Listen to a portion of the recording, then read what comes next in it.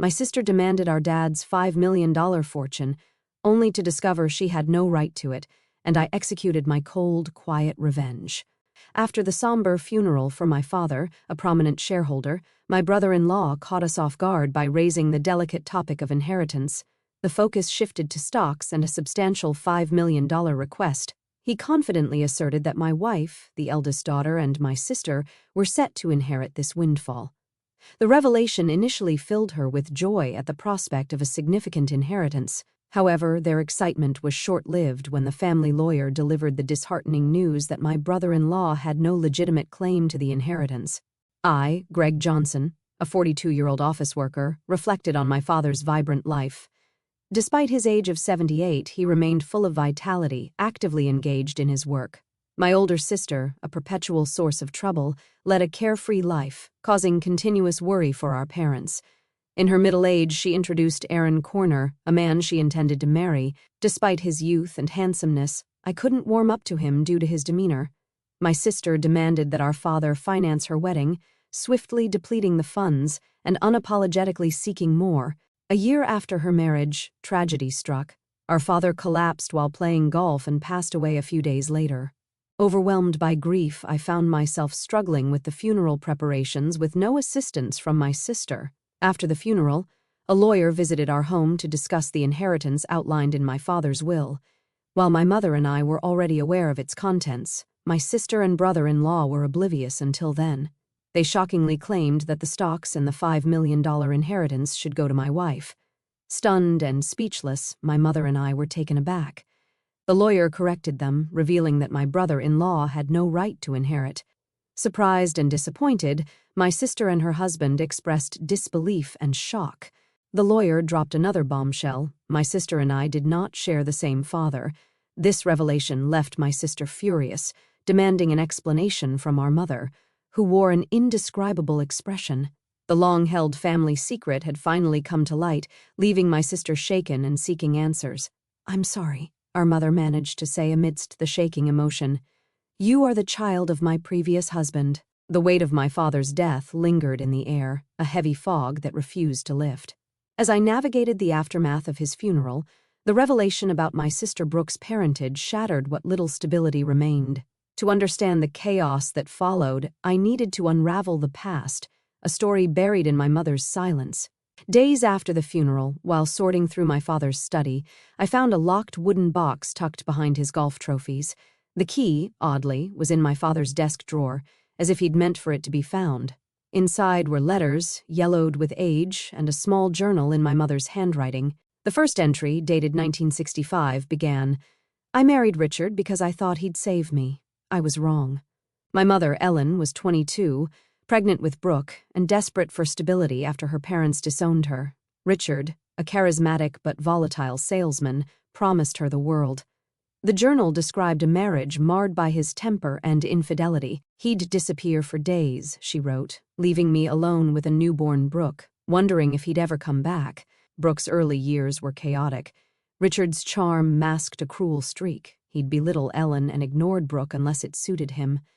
A chilling entry from 1968 read, "Richard threatened to take Brooke if I left. I stayed because I was afraid he'd win. My mother's fear kept her trapped until Richard, drunk, nearly struck Brooke. That was the breaking point. Ellen fled with 2-year-old Brooke, seeking refuge with a distant aunt." The journal shifted tone when my mother met my father, Thomas, in 1970. A kind, driven man, he was rebuilding his life after a failed engagement. "Thomas saw Brooke and didn't hesitate," my mother wrote. "He said, 'She's yours, so she's mine.' They married within a year, and I was born soon after. Thomas legally adopted Brooke, though my mother never told her about Richard, fearing it would destabilize her. I wanted Brooke to feel secure," she wrote. "Thomas loved her like his own, but I couldn't erase the guilt of lying to her." The letters revealed another layer. One, from Richard's sister in 1975, begged my mother to let Richard see Brooke. My mother's reply was firm: "Brooke is safe and loved. Richard has no place in her life." She never told my father about these letters, carrying the burden alone. This secret shaped our family. My mother's guilt made her lenient with Brooke, indulging her to compensate for the truth she withheld. My father, unaware of the full story, grew frustrated with Brooke's behavior especially when she demanded he finance her wedding. The journal's final entry, written a year before his death, read, "I've failed Brooke by not telling her the truth. Thomas wants to revise the will, but I'm afraid it'll break her." My father's decision to exclude Brooke wasn't cruelty. It was disappointment, tempered by his love for her as his daughter, biological or not. When I shared the journal with my mother, her face crumpled. "I thought I was protecting her," she whispered, "but I only made her feel like she had to fight for everything." Brooke's resemblance to Richard, his charm, his impulsiveness, terrified her, reinforcing her silence. Yet she couldn't stop loving Brooke, even when her actions hurt us all. Brooke's reaction when I confronted her with the journal was explosive. "You're saying I'm not one of you?" she screamed. "No wonder Dad cut me out." I tried to explain that our father loved her, that his will reflected his values, not her worth. But Brooke, consumed by betrayal, stormed out, vowing to claim what she believed was hers. Since childhood, my sister had teased me, claiming that Dad loved her more. Now, faced with the truth, she seemed unable to accept it. However, she quickly shifted her stance, suggesting that if she was adopted, she would still have inheritance rights. Aaron chimed in, agreeing with her. Yet our mother firmly denied any adoption, causing disbelief. "I'm the eldest daughter, and even Dad said so," my sister angrily declared, glaring at me. In response, I felt my anger intensifying as I countered my sister's insatiable desire for more, despite the considerable amount of money our dad had already given her. My brother-in-law chimed in, supporting her claim and stating that it's natural to spend money on one's daughter. However, the lawyer intervened, drawing attention to the questionable spending, including debt repayment, and suggested reviewing the will. My sister panicked, claiming ignorance about any will. It turned out that our father had wanted to discuss and decide the contents with the family, but she had skipped it for frivolous reasons. When the lawyer proposed reviewing the will, my sister and her husband reluctantly agreed. The will clearly stated the transfer of property to my mother and me, explaining why my sister was not adopted. Her mistreatment of me and reckless spending had disappointed our father. Realizing she had no right to the inheritance, my sister was visibly shocked. Her brother-in-law, who had initially supported her, suddenly changed his tune, accusing her of lying and abruptly leaving the room. In her anger, my sister blamed our mother for not asking to have her adopted, claiming it was unfair that only Mom received the inheritance. Frustrated, she cried and screamed, expressing her disappointment. Despite my sister's outrageous behavior, the lawyer remained calm, explaining that as the biological son, I had the right to receive it all. Before things escalated further, he warned that the police might need to be involved if the situation continued. My sister appeared startled by the mention of the police, given her history of repeated theft. As my mother spoke tearfully to her, she clicked her tongue and left the room. Half a year passed, and the inheritance proceedings were completed without issue. Despite some grumbling from my sister and brother-in-law, they couldn't stand against the lawyer's efficiency. My mother gave my sister a small amount of money, but I had no intention of interfering. The frustrating part for our family was that the two had disappeared. Their greed was so evident that even our relatives were lost for words. One day, my wife suggested that my mother, daughter, and I go out to eat since my father's passing. Our mother had been down but showed smiles when with her granddaughter. I suggested to my mother, "Why don't you live with us?" "But, you know, Brooke still comes home occasionally. Sis only comes around to beg for money, doesn't she? How long does she plan to keep this up?" The reason my mom defends my sister is that she is her blood-related child, and there might be concern that if we visit our family home, my sister might cause trouble again. Understanding that, I told her to take her time thinking about it and then drove my mom to our family home. Upon arrival, we encountered something unexpected. The lights were on in our supposedly empty home. It wasn't the time for the helper to come, so we were puzzled. I parked the car, suggesting, "Let's go up and have some coffee with Mother." We got out of the car and headed to the entrance, but the moment we approached the door, a car came rushing in. "Mom, watch out!" Hearing my daughter ahead of me, I shielded my wife with my body. The car just grazed me, and I managed to dodge it, but I collided with a nearby flower bed, injuring myself badly. The car stopped after hitting the garage door. "Are you okay, Dad?" My wife and daughter rushed over, supporting me. Mother was trembling in shock at the sudden event. Understandably, from that moment on, a day of turmoil began. I was taken to the hospital by ambulance and had to be hospitalized briefly. Later, I heard that Aaron Corner, my brother-in-law, was driving the car. According to the police, he explained that he mistook the accelerator for the brake. However, I had my doubts about that story. Amidst all of this, my sister and mother visited me in the hospital. Mother left briefly to arrange flowers, and during that time my sister coldly looked at me and said, "You're only tough in bed, huh?" With a slightly disappointed tone. I couldn't help but give her a smile. If I had died in the accident, Mom would inherit everything, right? "Messed up your plan," I said a bit sarcastically, and my sister looked uneasy. "You planned this, didn't you?" When I asked, my sister looked away, and I added, "But I won't be accepting Mom's share, so it won't work out for you." My sister looked surprised at this. She probably thought I would naturally accept it. I have a wife and kids, so I pass the inheritance to them. It's not strange for the head of the family to think that way. Even so, I've made a will early, like Dad did. My sister was taken aback at this. "What? So that means—" "Yeah, unfortunately, my share of the inheritance won't go to Mom." My sister stared at me, then began to shake with anger. "There's $5 million, right? You could at least share a bit." When I immediately refused, my sister furiously grabbed my collar. "I'm your sister! We should split it." Whether it was the amount of the inheritance that drove her mad, she continued to scream in a very aggressive voice. I felt pity for my sister. It's that greedy attitude that disappointed Dad. Don't you get it? My sister's face turned even redder and she grabbed my neck. "Bro, stop it!" Mother, who had just returned, scolded her loudly. Then the nurses, called by the nurse's call button, arrived and escorted my sister out of the room.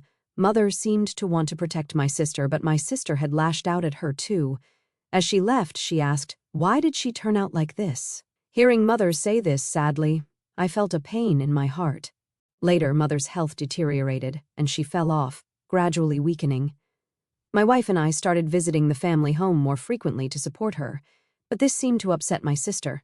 Probably she encountered my wife when coming to ask for money or heard about it from Mother.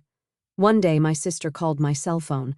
"From now on, we will take care of Mom. You guys don't need to come. Watch this, all of a sudden." However, my sister wasn't listening and said, "We've already decided," before hanging up. My wife told me she had been turned away by my sister too. Concerned about how my sister, who had no experience in household chores or living, would manage, I quickly contacted Mother. To my surprise, I found out that my brother-in-law had experience in caregiving. Mother was still independent, not yet in a worrying state. This reassured me. However, within just a month, Mother was rushed to the hospital in an ambulance. It was said to be due to a Medicat ion dosage error. When we rushed to the hospital, Mother was shockingly weak. The doctors also seemed puzzled by her condition. I couldn't recall such a mistake ever happening before. Leaving my wife to care for Mother, I went to our family home, which was in a terrible state. Despite my mother's love for cooking, the usually well-stocked fridge was shockingly empty. Even the helper had been swiftly dismissed, feeling ashamed of trusting my sister even a little. Anger surged within me. Checking the safe where valuables were kept, I discovered a large amount of money missing from Mother's passbook. The passbook with the inheritance was secure in a bank locker, but there was hardly any money left for living expenses. Returning to my mother, I explained the situation and revealed my sister's betrayal. Brooke did such a thing. Mother seemed unaware of the passbook issue and showed a shocked expression. When asked about the medication error, she explained that my brother-in-law had prepared it and looked troubled. "Mom, I don't think you should let them into that house. They claimed they would take care of you, but the state of that house was the worst, and you've gotten so frail. Haven't they been feeding you properly?" Speaking with concern, I hung my head. "Mom, let's live together. I'll build a new house, and we can live there together." Moved by my suggestion, Mother shed tears. However, her condition continued to worsen. Despite the doctor's best efforts, they, along with my sister, seemed to weigh heavily on her. Ultimately, Mother passed away without recovering. When I went to the family home for the funeral, all the valuable items had disappeared. It seemed that my sister and brother-in-law, in need of money, had taken them. Standing in the desolate place, I was overcome with anger. I had to find a way to make my sister take responsibility for Mother's sake, and as atonement for what she had done. I resolved to do something. The day after Mother's funeral, my sister and I met at the lawyer's office to discuss the inheritance. "Condolences, but as her daughter, I'm entitled to Mother's inheritance," my sister said with a sense of superiority that made me laugh involuntarily. She seemed to be under some misconception. "Let's open the will, then." As the lawyer revealed the contents of the will, my sister turned pale. You're joking. Why, bro? You are not entitled to any of the inheritance. This is in accordance with Dad's wishes. My brother-in-law started to get angry, but the lawyer had nothing else to say except repeat the same thing. This must be a mistake. Bro is her child, isn't she? My brother-in-law suddenly became furious, throwing things off the table. Are you trying to trick us? We won't let you get away with this. Give us the inheritance now. Aaron, you planned to kill Mother, didn't you? When I asked, my brother-in-law glared at me unpleasantly. Oh, I wouldn't do such a thing. Then why did the medication error occur? My brother-in-law appeared annoyed. I don't know anything about that. It's impossible that I can't inherit. You must have done something. My sister was getting more agitated now. I'm even behind on my condo payments. I was shocked. She hadn't rushed to Mother's side after hearing of her death because she was busy with such matters, hoping for the inheritance. Really? There's nothing left? My sister pressed the lawyer. That seems to be the case. Let me explain in detail. The lawyer explained the details of the inheritance. Ultimately, after deducting what my sister had withdrawn and sold, there was hardly anything left for her to inherit. My sister held her head in dismay. I had discussed this in advance with the lawyer. I found satisfaction with the outcome. Stop joking. There can't be so little. My mother and I hadn't told my sister, but most of Mother's property had already been distributed to my children, her grandchildren. Therefore, there was already little left to inherit. However, my sister kept murmuring her dissatisfaction. I felt nothing but resentment towards my sister, who had lived off the money given by Father and now Mother, thinking she could rest easy knowing I would take care of her. But you just took her money. You are a true disgrace to our parents. I raised my voice in frustration. Caring for someone costs money, you know. Don't you understand? Then show me the receipt for what you spent on Mom's care. I'll cover any necessary expenses. As I extended my hand, my sister turned pale and was at a loss for words. I threw those away. That's not good. Without receipts, it can't be proven as evidence. Hearing the lawyer's words, my sister struggled to find a response. During this, my brother-in-law tried to calm me down. Greg, your sister is in a tough spot. Maybe you could help her out a bit, as family? I cannot.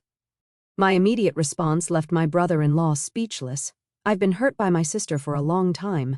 Frankly, I feel like it's karma. But you're the only siblings. Maybe just a little? He tried to say more, but I refused. I was filled with anger, and so was my brother-in-law, apparently. Damn, if that accident had worked out, Brooke would have had the entire inheritance. What accident?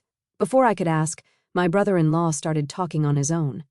Because of this, brother, things didn't go as planned. I was supposed to get a new car, but now there's barely enough money left even for repairs. My sister tried to stop him, but it was too late. That's a pretty serious statement. You could be accused of fraud. The lawyer held a recorder, smirking at my sister and brother-in-law. What the heck? Isn't that against the rules to do that? You agreed to our conversation being recorded at the beginning, didn't you? Called out by his own words, my brother-in-law's face turned pale. To him, I had one thing to say. Aaron, I will be pressing charges about that accident. Don't joke. Where's the evidence? The evidence has just been provided by you. My sister, crying, began to hit my brother-in-law. You idiot! It's all your fault. Why did you say that? Later, my brother-in-law faced legal consequences for his actions. Additionally, unresolved suspicions about his past emerged, requiring police involvement for some time. My sister, as an accomplice, was said to face lesser charges. However, struggling with her condo payments, she was turned away by relatives when she asked for money. In contrast, I chose to work earnestly and not rely on inheritance. Now, receiving stock dividends has become a small pleasure in my life. In the aftermath of the legal proceedings, the rift between my sister and me widened. The family bonds that were already strained became nearly non-existent. Despite her attempts to seek support from relatives, my sister faced a cold shoulder, and her financial struggles continued. Meanwhile, I focused on building a stable and fulfilling life for my own family. Working diligently, I found solace in providing for my wife and children, without relying on the tumultuous inheritance battles that had plagued us. The stock dividends became not just a financial benefit, but a symbol of my commitment to a more secure and principled life. Over time, my sister's situation didn't improve. The consequences of her actions weighed heavily on her, both financially and emotionally. It became a stark reminder of the importance of responsible choices and the lasting impact they can have on one's life. As the years passed, I held no ill will towards my sister, recognizing that everyone faces their own battles and makes their own choices. Still, the events that unfolded served as a powerful lesson about the significance of integrity, responsibility, and the enduring consequences of one's actions. In the midst of the turmoil, I found strength in forging ahead with resilience, determined to create a future that wasn't tainted by past misfortunes. The dividends, once a mere financial gain, evolved into a testament to the enduring power of personal growth and the ability to rise above adversity. Life moved forward, and I embraced the opportunities to thrive, leaving behind the shadows of familial discord. The lessons learned from this chapter of my life became an integral part of shaping my values and decisions, ensuring a legacy built on principles rather than the pursuit of material gain. In the end, it was not the inheritance that defined my journey, but the choices made along the way, choices that led to a life grounded in authenticity, resilience, and a commitment to building a better future for those I cared about the most.